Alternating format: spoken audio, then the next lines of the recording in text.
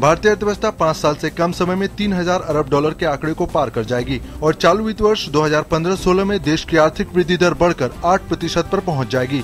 नीति आयोग के उपाध्यक्ष अरविंद पनगड़िया ने कहा कि भारत वैश्विक अर्थव्यवस्था में दिक्कतों के बावजूद वैश्विक निर्यात में कुछ बड़े हिस्सों की उम्मीद कर सकता है।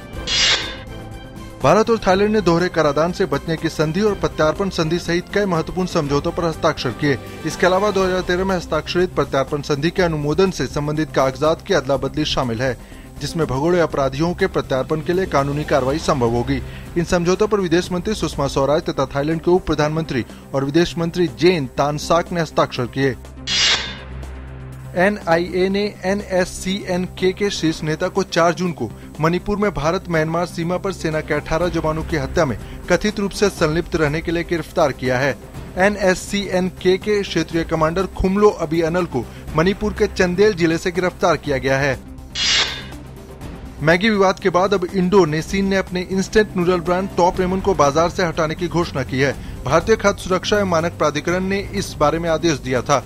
इससे पहले इसी महीने नेस्ले ने अपने लोकप्रिय ब्रांड मैगी नूडल्स को बाजार से हटाया था।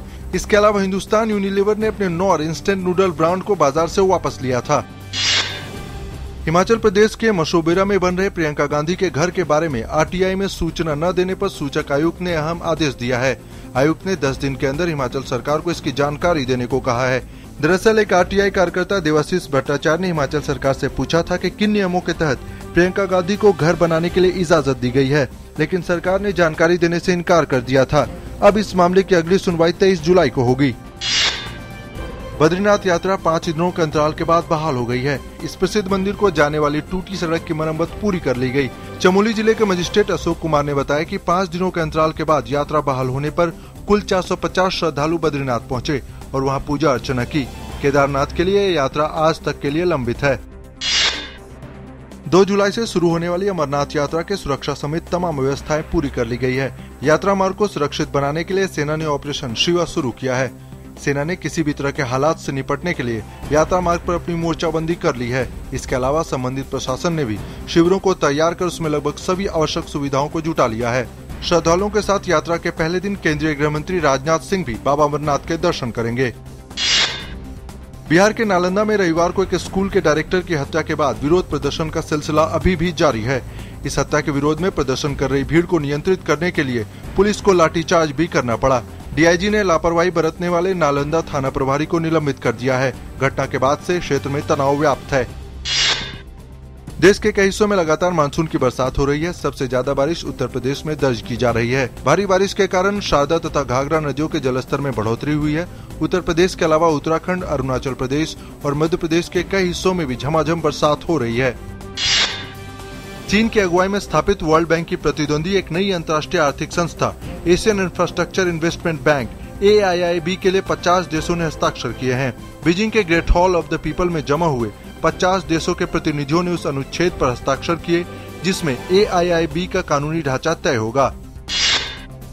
कर्ज में डूबे ग्रीस पर वित्तीय संकट गहरा गया है। देश में सभी बैंक एक हफ्ते के लिए बंद रहेंगे। ग्रीस का स्टॉक एक्सचेंज भी बंद है। ग्रीस द्वारा अंतर्राष्ट्रीय मुद्रा कोष को 1.5 अरब यूरो का कर्ज चुकाने की आज अंतिम समय सीमा है। अगर ग्रीस ऐसा नहीं कर पाता तो वो यूरो जोन से बाहर हो सकता है। इधर वित्त मंत्रालय ने कहा है कि ग्रीस वित्तीय संकट का भारतीय अर्थव्यवस्था पर सीधा असर नहीं पड़ेगा।